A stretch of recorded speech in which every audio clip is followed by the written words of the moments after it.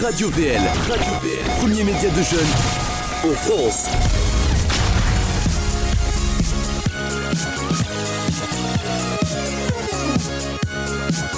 Tout se passe sur radiovl.fr.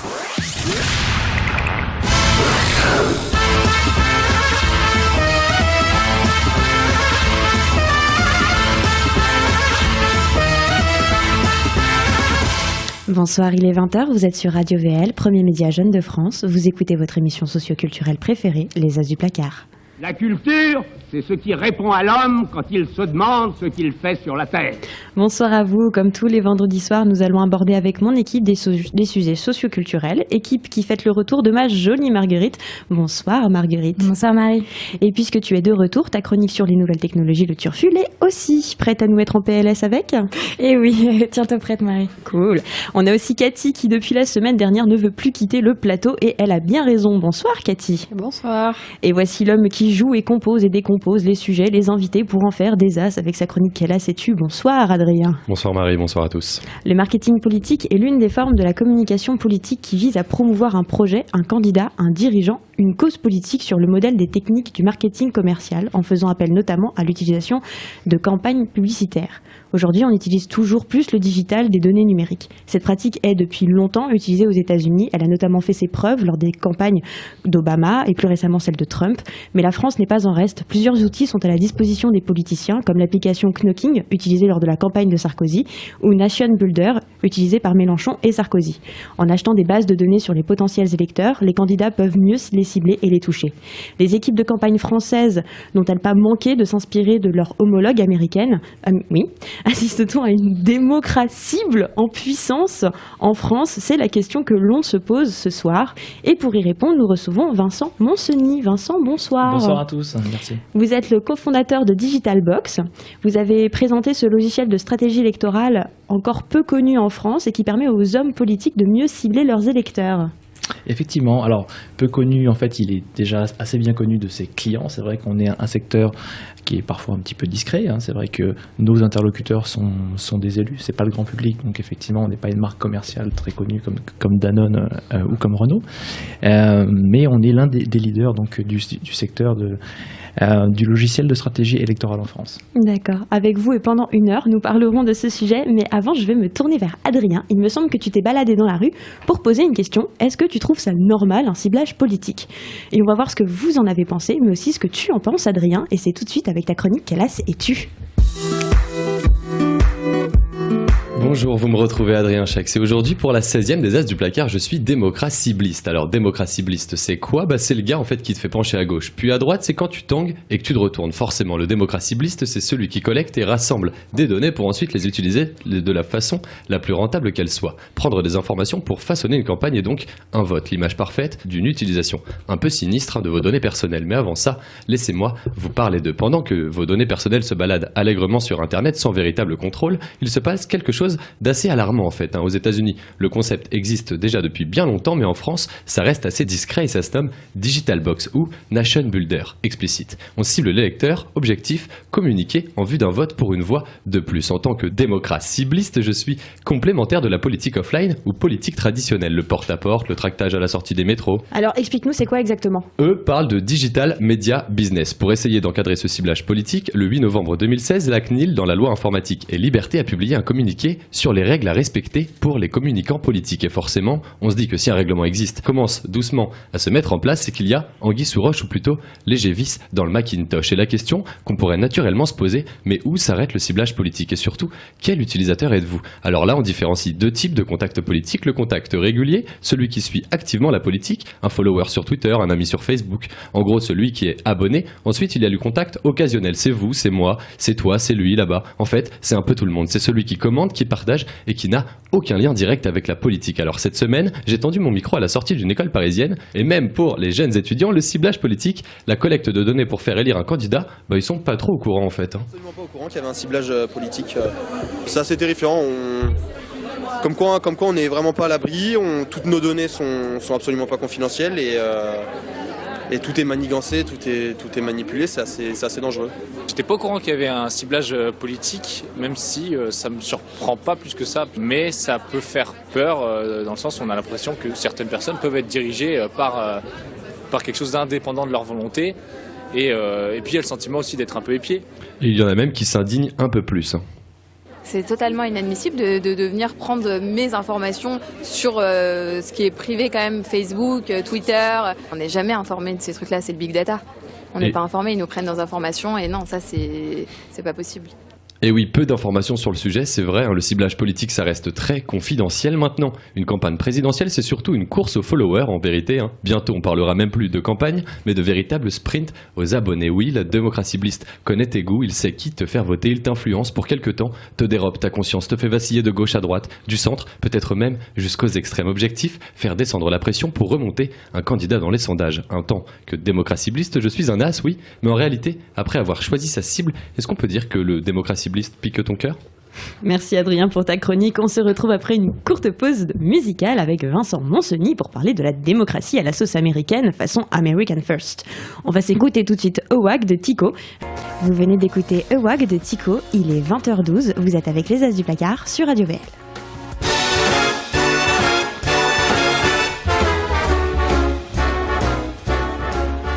Et on attaque cette première partie et Chris Hughes, qui a 25 ans, qui était alors le cofondateur de Facebook, a rejoint l'équipe de campagne de Barack Obama 2006, et créé My Barack Obama, un mini Facebook dédié à la campagne du candidat démocrate qui permet de fédérer tous les supporters et ainsi créer un effet de réseau pour lever des fonds, créer des événements et atteindre un très très grand nombre de personnes. C'est un succès total. Le jeune homme fait élire Barack Obama. Le bon terme ne serait peut-être pas marketing mais plus stratégie d'acquisition. Comment on sait que le modèle a été calqué sur les méthodes de Facebook ? C'est une question que je vous pose. Alors, le modèle de communication politique et de big data en compol, en communication politique, comme on dit, en fait, il date plus de 2012 que de 2008. 2008, c'est une super campagne sur les réseaux sociaux, c'est un modèle du genre, c'est un carton marketing avec un produit de marketing politique incroyable qui s'appelle juste Obama. Et en fait, donc effectivement, la première campagne en 2008, c'est l'avènement des réseaux sociaux, c'est la première fois qu'il y a une utilisation, c'est la première fois que finalement qu'il y a une présidentielle digitale. Voilà. Donc ça, la campagne s'est très bien passée, il a gagné. En 2012, ils se sont dit, bon, on va refaire une super campagne, mais comment est-ce qu'on va innover, qu'est-ce qu'on peut faire ? Et en fait, ils se sont rendus compte que les comptes Facebook, les comptes Twitter, les comptes LinkedIn qu'ils avaient créés, c'était des communautés, qu'il y avait des millions de personnes dedans. Et ils se sont dit, mais en fait, les réseaux sociaux nous apportent quoi ? Nous apportent des contacts, nous apportent des données. Et donc, la différence entre 2008 et 2012, c'est que en 2012, ils ont mis tout ce qu'il y avait dans les réseaux sociaux en base de données. Et c'est ça qui leur permet après d'être pertinent. D'accord. Et donc du coup, est-ce que le terme, ce serait pas stratégie d'acquisition ? Alors, stratégie d'acquisition, oui, bien sûr que c'est une stratégie d'acquisition, c'est une collecte de données en fait. Vous leur donnez vos données et donc ils vont s'en servir pour vous contacter. Donc bien sûr que c'est une stratégie d'acquisition qui peut être comparable à ce que des entreprises font ou des ONG font pour collecter vos dons ou des collectivités font aussi d'ailleurs. Et donc aujourd'hui, on peut, avec l'élection de Trump en 2017, donc pour resituer le contexte pour nos auditeurs, à 2 semaines de la fin des élections, Trump est perdant dans tous les sondages et il y a Jared Kushner, qui est le gendre de Trump, qui s'inspire des techniques utilisées dans les startups de la Silicon Valley et met en place un micro-ciblage sur les réseaux sociaux. Et au lieu de targeter tous les États, comme Hillary Clinton l'a fait, il se concentre sur les swing states que peut encore gagner Donald Trump. Et du coup, la stratégie est gagnante. Trump est élu président alors qu'il a récolté moins de voix que Hillary Clinton. Mais on découvre que beaucoup de messages ciblés étaient des fake news en faveur de Trump, comme dans la news où le pape, on disait que le pape soutenait Trump. Est-ce que c'est ça la démocratie de demain pour vous ? C'est convaincre à tout prix ? Alors, il y a 2 sujets là-dedans. Il y a effectivement la capacité qu'on a ou pas de cibler. Le ciblage, c'est quoi ? C'est l'inverse du spam en fait. Pour la première fois, vous allez recevoir des messages qui vous intéressent. Voilà. Et après, vous avez le contenu. Alors, est-ce que le contenu est légitime ou pas? La question se pose, effectivement. Il faut pouvoir regarder. Il y a là, ce problème des fake news qui font qu'on a des énormes tuyaux qui sont aussi bien YouTube que Facebook que Twitter, eux-mêmes ne contrôlent pas leur propre contenu. Il y a tellement de milliards de secondes à regarder sur YouTube que vous pourriez mettre tous les Chinois au travail, ça suffirait pas. Voilà. Donc, tous les grands éditeurs de réseaux sociaux, que ce soit Facebook, Twitter, YouTube, travaillent sur des systèmes de modération qui peuvent se faire effectivement qui peuvent se faire par la foule. Hein, voilà. Donc ils vont solliciter leurs utilisateurs pour mettre au point effectivement un système de contrôle. Voilà. Le but du jeu, Facebook travaille encore dessus, il se pose encore des questions. Donc là, on est en train de parler de quelque chose qui est en train de se faire, mais c'est très intéressant. Ils modèrent aussi, même Facebook. Bien sûr, on peut déjà commencer à signaler des contenus si c'est offensant, mais bientôt on pourra signaler si ce contenu est une fausse nouvelle, une fake news. Voilà. Après, effectivement que la partie ciblage, c'est très intéressant. Effectivement, la campagne de Trump, on a longtemps cru que c'était une campagne à l'ancienne, mais en fait c'était une campagne qui utilisait les mêmes outils qu'il avait Clinton. Voilà. Donc il a fait campagne sur un logiciel de stratégie électorale qui est semblable à celui de Clinton. Et vous nous parliez des outils, justement. Quels sont ces outils pour faire du marketing politique? Un logiciel de stratégie électorale, c'est un logiciel qui est semblable au nôtre. Hein. Donc nous, Digitalbox, on est une base de données qui va organiser vos adhérents, vos militants, vos sympathisants. Voilà. Donc toutes les données qu'on va collecter, que vous nous donnez, voilà, mais sciemment, hein, de bonne volonté. D'accord, donc sans acheter de base de données? Il n'y a pas d'achat de base de données en France. Première chose. Ça, c'est intéressant, c'est l'une des grandes différences. Des États-Unis, en fait. Aux États-Unis, c'est vrai qu'ils arrivent chez vous, ils frappent à votre porte, mais ils connaissent la marque de vos chaussettes, en fait. En France, c'est juste pas possible. Voilà. Donc ça va être l'une des grosses différences après ce qu'on peut faire aux US et ce qu'on peut pas faire ici en France. Mais donc nous, en fait, on permet à un élu, par exemple, donc ça peut être aussi bien un conseiller municipal qu'un député, hein, d'opposition ou dans la majorité d'ailleurs, qui va avoir son vœu en conseil municipal ou sa question au gouvernement, et donc lui derrière, il doit faire savoir quelle est son actualité politique, quels sont ses projets politiques, qu'est-ce qu'il a fait, quel est par exemple dans le cas d'un député son travail législatif, donc pour communiquer avec ses électeurs. Avant c'était le courrier papier, maintenant c'est de l'email, c'est les réseaux sociaux, c'est du SMS. Mais maintenant il peut le faire de manière ciblée. Avant c'était un peu je communique, je sais ce que je dis, mais je sais pas où ça va. On était un peu dans le no data. Donc finalement on faisait un peu n'importe quoi. Mais il n'y a que maintenant qu'on s'en rend bien compte. Et aujourd'hui on peut communiquer effectivement intelligemment, délivrer le bon contenu à la bonne personne via le bon canal de communication. Hein. Par exemple, aujourd'hui, ils vont continuer grâce à notre outil, par exemple, ils vont pouvoir extraire la base de données des 75-99 ans et ceux-là, ils continuent de leur envoyer un courrier papier. Vous, si vous avez 23 ans, ils ne vont pas vous envoyer un courrier papier, ils savent très bien que vous n'allez pas le lire. Voilà. Et également, ils ne vont pas vous parler de sujets plus axés seniors, ils vont vous parler de sujets qui vous concernent plus. Voilà. Donc tout ça vous aide à ce que l'information circule mieux aussi. Et du coup, est-ce que vous pouvez nous dire justement plus sur vos outils et comment ils fonctionnent? Est-ce que c'est juste des campagnes emailing? Donc non, vous l'avez dit, pour les personnes un peu plus âgées, on pourrait imaginer du papier. Est-ce que vous faites du A/B testing? Juste précision pour nos auditeurs, le A/B testing, c'est quand on envoie plusieurs versions d'un même texte à des groupes de personnes choisis et on voit lequel fonctionne mieux en fait, avant d'envoyer au reste. L'A/B testing, voilà, c'est une technique qui permet de tester quel est le meilleur format d'email, mais c'est un peu connexe aux bases de données, mais c'est pas fondamental en fait. C'est utile, hein, mais le gros du travail des bases de données, c'est quoi? C'est grosso modo, on va connecter l'écosystème d'un candidat, par exemple, donc ses réseaux sociaux, son site web, mais aussi la campagne de terrain. Les militants que vous voyez sur les marchés, maintenant, ils sont connectés. Quand il vous demande est-ce que je peux vous demander votre numéro de cellulaire, si vous lui donnez, votre numéro rentre dans une base de données. Hein. Donc même le porte-à-porte est connecté. Quand quelqu'un frappe à votre porte, voilà, vous lui donnez des informations personnelles, sciemment, hein, gentiment, ça rentre dans une base de données derrière, ils vont pouvoir s'en servir. Si vous lui avez parlé, je sais pas moi, d'écologie ou de sécurité sur votre fiche, maintenant ils savent que vous êtes intéressé par ces deux sujets-là. Ça leur évitera de vous spammer sur autre chose dont vous n'avez rien à fiche. Et quel type de message il faut envoyer pour que les campagnes soient efficaces? Est-ce que c'est plutôt des lettres des candidats? Est-ce que c'est plutôt des rappels d'horaires et des lieux de vote, ou des questionnaires de satisfaction pour savoir ce dont les voteurs ont envie, les votants. Les contenus aussi Les lecteurs. maintenant sont très ciblés. Il faut aussi pouvoir cibler dans le contenu. Donc en fait, le fait d'avoir une belle base de données bien faite, ça vous permet de faire des campagnes data-driven, donc des contenus orientés par les données. Ça veut dire que même le ton, même le contenu, vous n'allez pas envoyer la même chose à un militant qui est très politisé, qui est capable, qui va suivre l'actualité politique de très près, qui connaît même tous les acronymes, tout le jargon politique.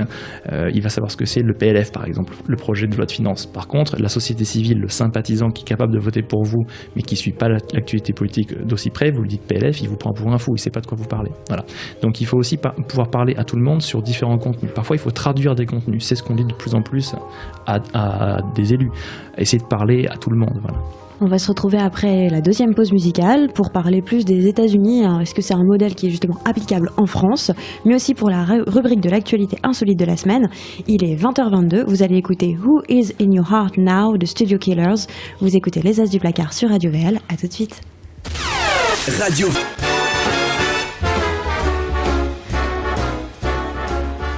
Donc on va maintenant parler des États-Unis et est-ce que c'est un modèle qui serait applicable en France? Donc je vais me tourner vers vous, Vincent. Est-ce que vous avez des marques aussi comme clients? On a des entreprises, les marques grand public qui ne sont pas encore complètement venues, mais ça va venir bientôt, je pense. Et justement, les enjeux des marques, des entreprises et des candidats peuvent être considérés comme similaires avec les sommes dépensées et les équipes qu'elles mobilisent. Et du coup, est-ce que les campagnes d'acquisition des entreprises et des candidats sont gérées de la même façon? Et sinon, quelles sont les différences? La grosse différence, c'est que les marques font beaucoup d'achats d'espace, grosso modo. Donc ça a des décennies déjà. Maintenant, la grosse similarité, et là pour le coup, c'est peut-être la politique qui, pour une fois, va influencer la communication des marques, c'est que on vit une époque où le digital change tout. Et le digital permet à chaque marque, chaque organisation, chaque ONG, chaque homme politique de devenir son propre média. Je m'explique. Quand, par exemple, vous prenez Sarkozy, Hollande, Mélenchon, voilà. Quand ils utilisent leurs propres médias, parce qu'eux sont en train de devenir leurs propres médias, ils ont leur compte Facebook, leur compte YouTube, leur compte Twitter, leur compte LinkedIn, l'audience cumulée fait que un Mélenchon, un Sarkozy écrase l'audience de n'importe quelle radio matinale. Je suis désolé de vous le dire, mais c'est vrai en fait. C'est intéressant. Par exemple, Nicolas Sarkozy, quand il allumait son Facebook Live, il y a 1 million de personnes qui sont notifiées sur le smartphone. Voilà, il n'y a aucune radio qui fait ça, sauf si la radio se met elle aussi à créer sa propre communauté digitale, à mettre son audience en digital. Voilà. Donc les entreprises, elles aussi, les ONG aussi, les collectivités, demain un gouvernement aussi, va lui aussi devenir son propre média. Et ça a déjà commencé. Et donc effectivement, ils commencent à mettre leur audience en base de données, à créer leur propre contenu. Ça permet, vous voyez, on l'a très bien vu pendant la campagne présidentielle américaine, où c'était encore plus tendu avec les médias que ce que ça peut l'être en France. Trump et Clinton, les deux ont snobé les médias. Clinton, les 5 premières semaines de sa campagne, il n'y a pas un seul journaliste qui met un pied dans ses meetings. Ils sont condamnés à suivre son fil Twitter. Voilà. Trump, j'en parle même pas, il a eu des relations encore plus exécrables. Voilà, donc ça permet aussi pour eux de court-circuiter les médias, ils n'ont plus de filtre. Vous voyez Jean-Luc Mélenchon, voilà, il a 200 000 abonnés sur YouTube, il fait ses propres émissions, il est son propre animateur de sa propre émission avec ses propres invités, ses propres questions. Alors on se dirige directement en fait vers du data politique, quoi. On se dirige, vers du data politique ou même du média politique en fait. Sans besoin de journalistes. Il y aura toujours besoin de journalistes, je vous rassure. Mais c'est vrai qu'il y a cette tendance à un média politique avec des données aussi sur leurs audiences. C'est le gros changement. Mais est-ce que c'est pas gênant qu'une campagne politique ait les mêmes stratégies qu'une entreprise et ça amène à considérer les électeurs comme des clients ? Non, c'est pas parce que vous avez des techniques similaires que la finalité est la même. Par exemple, vous avez des collectivités qui vont se servir des mêmes techniques que les entreprises, c'est pas pour autant qu'elles vous vendent quelque chose. Elles vous vendent rien, elles vous rendent un service public. ce qui est intéressant, c'est qu'avec les données, on peut communiquer mieux. Hein. Par exemple, nous on travaille pour des collectivités. Avant, elles n'avaient pas la possibilité d'adresser le bon message à la bonne personne. Donc en fait, un service public qui était gratuit à la disposition de tous les citoyens, il y avait des projets, il y avait des services qui n'étaient pas utilisés par les gens, par exemple, parce qu'ils ne savaient juste pas que le service existait. Voilà. Pour l'offre politique, on peut se réjouir aussi que maintenant, toujours dans cette communication, les politiques aient plus de moyens de toucher le citoyen. On est quand même dans une crise politique où les gens se détournent de la politique. Nous, la première utilisation que certains clients ont fait, c'était de l'information aux citoyens. Franchement, la campagne des régionales en 2015, les clients qui sont servis de notre produit, les retours comment on faisait, on disait, attendez, nous on en est au niveau où on informe les gens qu'il y a une élection dans 3 semaines. Et les gens ne savaient pas pourquoi ils votaient. Les régionales, c'est quoi ? Ils ne savaient pas. Quelle est la thématique des régionales ? C'est les lycées et le transport. Bon, voilà. Mais ça, les gens ne le savaient pas non plus. Donc en fait, nous, on a un vrai rôle d'utilité publique, quasiment, on pourrait dire, dans le sens où on est aussi une civic tech. Hein. Donc une civic tech, c'est une start-up qui, effectivement, par des moyens numériques, par le digital, donc il y a différentes familles de produits, mais on contribue à recréer du lien entre des institutions, également la participation au vote. Hein. Et donc dans ce sens-là, au contraire, on peut se réjouir que l'on se serve du data et des communications digitales. Donc en fait, vous êtes en train de dire qu'entre la façon dont les Américains utilisent le marketing politique et en France, donc si on compare par exemple Nation Builder aux États-Unis et Digital Box, ça n'a rien à voir. Nation Builder, l'utilisation qui en est faite aux États-Unis est beaucoup plus poussée dans le type de données. Effectivement, eux peuvent avoir des données commerciales. Quand je disais tout à l'heure, j'exagérais à peine en disant qu'ils vont frapper à votre porte, ils connaissent la marque de vos chaussettes. C'est quasiment ça. Hein. Ils vont avoir les informations liées à vos cartes de fidélité, à votre carte de crédit, à votre consommation. Donc effectivement, ils ont beaucoup plus d'informations que ce que l'on peut faire en France. L'utilisation aussi aux États-Unis, c'est qu'ils ont un marketing politique différent. Eux, par exemple, ils vont faire un ciblage racial et religieux. Pourquoi ? Parce que eux, ils trouvent ça génial. Voilà. Et ça leur permet effectivement de mieux segmenter. On sait qu'en France, ça n'arrivera pas. Pour des raisons culturelles et juridiques, c'est juste impossible. Bon, maintenant, ils font ce qu'ils veulent chez eux. Voilà.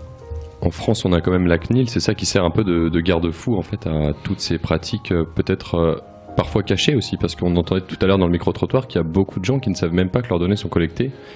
Et par exemple, le contact occasionnel politique, il ne sait pas forcément, lui, que ces données vont être collectées lorsqu'il va commenter ou partager une publication. Alors, est-ce que la CNIL, en France, c'est justement le garde-fou pour... Alors là, il y a 2 sujets. Alors oui, la CNIL est un régulateur, hein, donc ils peuvent jouer le rôle de garde-fou.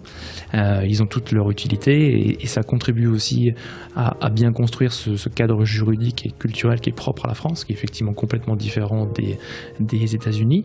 Après, une donnée collectée, c'est quoi ? Une donnée collectée, par définition, c'est que quelqu'un vous l'a donnée. Donc le sens de donnée collectée, c'est quelqu'un qui vous la donne sciemment. Hein. Si vous me donnez votre adresse email, vous savez que j'ai votre adresse email. Mais par exemple, lorsqu'on commente une publication sur Facebook, juste le simple fait de commenter, ça peut déjà être une donnée qui sera collectée par exemple par Digital Box. C'est une information. Maintenant, c'est effectivement pas un opt-in. Il y a différents niveaux dans la collecte. Nous, donc, on a été audité par la CNIL d'ailleurs à ces sujets-là, mais aussi sur d'autres sujets. Et effectivement, il faut bien faire la différence entre qui s'abonne, hein, par exemple, qui me follow sur Twitter, celui-là, il est abonné. Par contre, celui qui ne fait que mentionner ou commenter ou participer à la discussion, mais qui ne s'est jamais abonné, qui ne s'est jamais inscrit nulle part, celui-là, effectivement, il n'y a pas de données collectées. Voilà. Donc, il y a bien des catégories distinctes dans cette gestion des informations. Voilà. Il n'y a pas de données collectées, mais il y a quand même des informations qui sont gardées, conservées sur cet internaute. Absolument pas.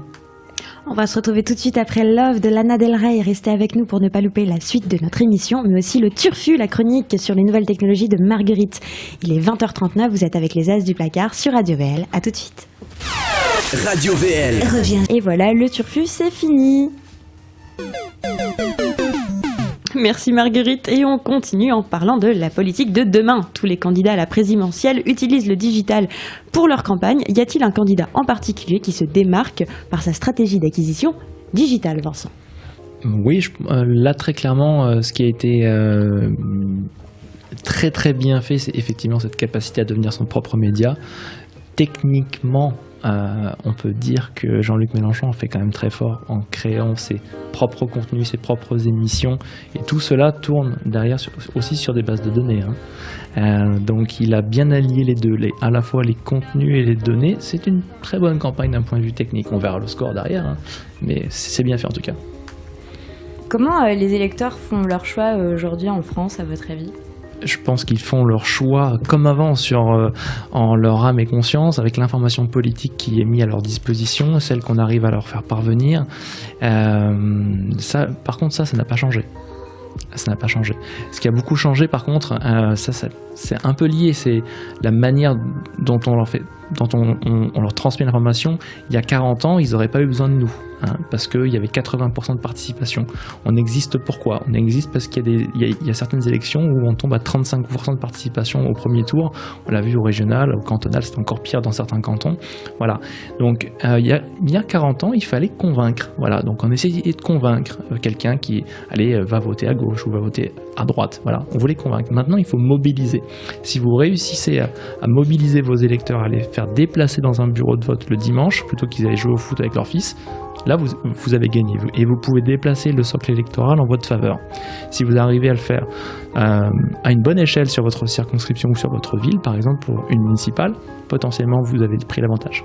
Et alors, quelle est l'offre ? Enfin, qu'est-ce que vous faites vous factuellement pour ce marketing politique? Vous envoyez des newsletters, vous modifiez quelques textes? Alors nous personnellement on fait rien du tout, c'est toute la beauté de la chose. Nous on est éditeur de logiciels, on fait ce qu'on sait bien faire, un très très bon logiciel au meilleur prix. C'est derrière les équipes de campagne qui vont se l'approprier, c'est les directeurs de campagne qui vont faire leur propre campagne sur l'outil, ou leurs agences de communication politique ou leurs spin doctors aussi. Voilà. Cathy. Oui, avant l'émission, vous nous aviez dit que vous pouviez communiquer sur certains de vos clients, mais pas sur d'autres. Et comment on peut justifier le choix de ceux qui ne veulent pas être connus ? Il y a certains qui ne veulent pas communiquer dessus par discrétion, parce que ils considèrent, peut-être à juste raison, que le sujet, que les gens sont peut-être pas encore prêts à l'entendre. C'est pas un sujet très grand public en plus. Il y a une grosse confusion entre Big Data et Big Brother. Le micro-trottoir en est un peu la révélation. Même des jeunes sont un peu perdus. Donc il y a encore un besoin de pédagogie sur le sujet. C'est pour ça que je suis là d'ailleurs. C'est pour en parler, pour expliquer quels sont les vrais enjeux, ne pas passer à côté des enjeux. C'est vrai qu'on a souvent vite fait de partir sur le juridique, à se dire c'est mal, ça sent mauvais, il faut surtout pas s'en servir, alors qu'en fait il y a tellement plus d'enjeux que ça. Il y a aussi bien des enjeux économiques, des enjeux de patriotisme économique, de souveraineté informatique. Demain, qui va détenir nos données ? Est-ce que la France aura ses propres données, ou est-ce qu'on sera une colonie numérique d'un autre pays ? Bon, il y a plein de sujets comme ça, on pourrait rester 4 heures, mais bon. Voilà. Oui, mais peut-être que en affichant clairement qu'on a recours à ce genre de méthode, les électeurs se sentiraient moins biaisés et diraient moins que le système électoral, même des campagnes présidentielles, est moins corrompu de l'intérieur. Alors ça n'a aucun rapport. Là, c'est pas biaisé du tout, vu qu'en France, c'est uniquement sur des données collectées. Donc quelqu'un qui donne son information à tel ou tel candidat, il est au courant qu'il lui a donné. Il n'y a pas de capture d'information, il n'y a pas de vol d'information en France. C'est juste pas possible. Donc il y a rien de caché. Maintenant, c'est à la discrétion des candidats d'effectivement révéler des secrets de campagne, étant donné que la campagne en plus est encore en cours. Si vous révélez quelle méthode vous utilisez, vous donnez une information à vos adversaires. Donc ceux qui le font en fait le choix d'une communication. Ils vont afficher le côté moderne de leur campagne, le côté digital et connecté de leur campagne. C'est un choix en fait de communication. Mais après c'est à la fois pour des raisons de discrétion, ou effectivement pour pas révéler des secrets de campagne que certains le disent pas, mais c'est tout à fait compréhensible. Tout à l'heure, vous disiez, c'est aussi envoyer le bon message à la bonne personne, donc c'est vraiment ciblé. Et quand on cible, quand on optimise, est-ce que c'est toujours de la politique ? Est-ce que c'est pas la fin du débat vraiment démocratique ? Alors ça, c'est une super question. Toutes les autres questions étaient bonnes aussi. mais c'est très bien, parce que ça, il y a un vrai sujet, et là, on parle de la campagne de Clinton. Et en fait, les équipes de campagne de Clinton et les consultants qui ont travaillé sur la campagne de Clinton commencent à vider un peu leur sac en toute humilité, il commence à dire il y a eu une sursegmentation. Et apparemment, ça a été un petit peu le cas. Ou quand vous arrivez à trop segmenter, grosso modo, si vous allez trop loin dans la segmentation, vous perdez la cohérence du message d'ensemble. Voilà. Et donc, effectivement, c'est peut-être ça qui a un petit peu manqué. Hein. Donc, c'est toujours très important, effectivement, d'avoir au moins un contenu général. Vous avez la vraie cohérence de votre campagne, le vrai message, le vrai thème de votre campagne. Et après, effectivement, vous pouvez toucher des sous-communautés, des sous-groupes, parce qu'il faut aussi les intéresser. Hein. Effectivement, il ne s'agit pas d'envoyer un message sur les crèches ou la petite enfance à un jeune de 21 ans. Là, on sait qu'on tape à côté. Mais il ne faut pas non plus sursegmenter, sinon vous avez une campagne qui est complètement déconnectée, en silo, où effectivement, il n'y a plus aucune cohérence. Ouais. Et ils font ce constat-là en toute humilité, parce qu'effectivement, Hillary Clinton a fait une campagne sur un très bon logiciel, avec la base de données de Barack Obama. Donc c'était juste la meilleure base et un très bon outil, elle a quand même perdu. Donc effectivement, il y a quand même des choses à revoir. Et il est 20h52, on va bientôt se quitter, mais avant on va s'écouter She Wants Me Dead de Kazette et on se retrouve juste après pour les dernières questions. Vous êtes sur Radio VL avec les As du placard. À tout de suite. Radio VL revient juste après ça. Juste après ça. Woke up this morning with a gun to my head. Somebody help me, she wants me dead. Woke up this morning with the devil in my bed. In the air, everywhere, in my veins and in my head. She won't me dead, dead, dead, dead, dead, dead, dead, dead, dead. She won't me dead, dead, dead, dead, dead, dead, dead, dead. She won't me dead, dead, dead, dead. She won't me dead, dead, dead, dead. She won't me dead, dead, dead, dead, dead, dead, dead, dead.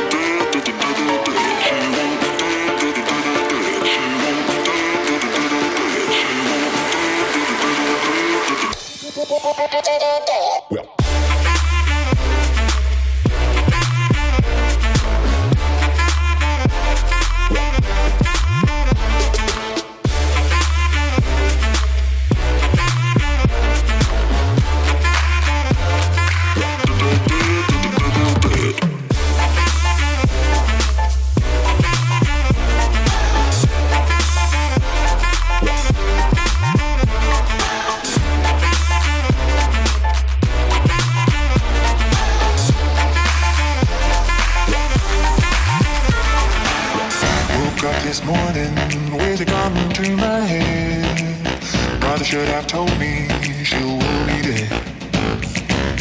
Without a warning, not a clue, without a sound. In your house, out of bounds, you can run but you can't hide. Dead, dead, dead, dead, dead, dead, dead, dead, dead. She won't dead, dead, dead, dead, dead, dead, dead. She won't dead, dead, dead, dead. She won't dead, dead, dead, dead. She won't dead, dead, dead, dead, dead, dead, dead.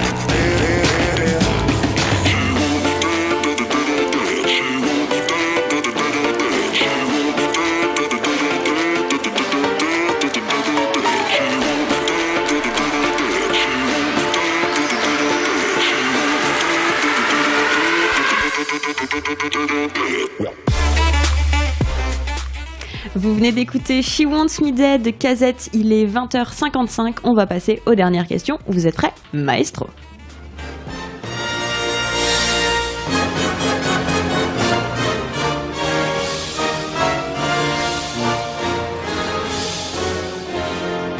Marguerite, il me semble que tu avais encore des questions pour notre invité. Oui, j'ai plein de questions encore. Vas-y. Maintenant, je vais vous demander, donc, tous les candidats à la présidentielle commandent des sondages d'opinion, utilisent des cabinets de conseil pour s'occuper de leurs éléments de langage, achètent parfois des bases de données et gèrent leurs supporters avec des outils marketing.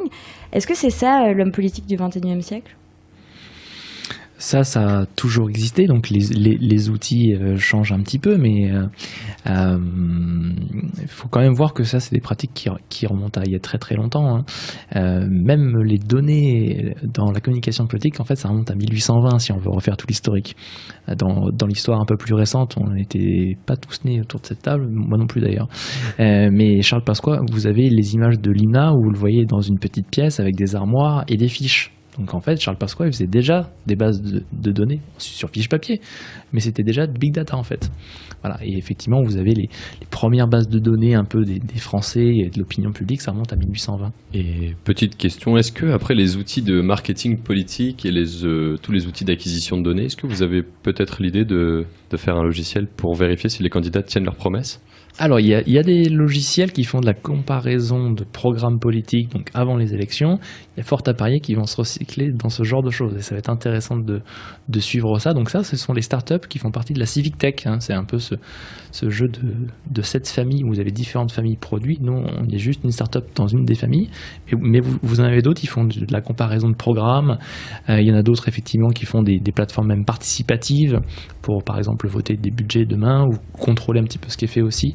Donc toute la Civic Tech va s'engouffrer là-dedans, c'est sûr. Et dernière question, est-ce que vous avez des événements qui arrivent ou des actualités pour ceux qui veulent en savoir plus ? Alors des événements, donc nous là pour l'instant on est très très pris dans les présidentielles et les législatives aussi, où on sait qu'il va y avoir un peu plus de 5000 candidats dans toute la France pour 577 sièges. Donc il y en a beaucoup que l'on suit, qui se servent du logiciel. Donc pour l'instant, c'est nos principaux événements, on va dire. Voilà. Eh ben, merci à vous d'avoir fait cette émission avec nous, monsieur Vincent Monseny. Je rappelle pour les éditeurs que vous êtes le cofondateur de Digital Box. Merci beaucoup. Et je vais remercier mon équipe, Adrien, Cathy, Marguerite, ainsi que la troupe de l'ombre, Zachary et Pierre. Du coup, vous vous réduisez, les gars, je suis désolée, on vous a piqué Cathy. Retrouvez les As du placard sur les réseaux sociaux Facebook et Twitter, ainsi que sur le site Radio VL. On se dit à la semaine prochaine, même jour, même heure, il est 21h. Ne quittez pas, Paris-Brooklyn sera encore une fois à l'heure. Et oui, il y a des miracles qui se reproduisent 2 fois. Bon week-end à vous et à la semaine prochaine. Ciao.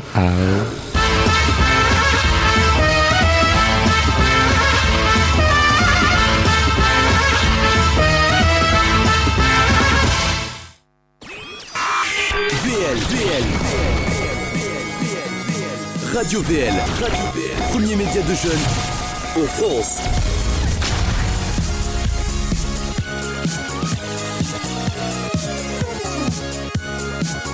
Tout se passe sur radiovl.fr.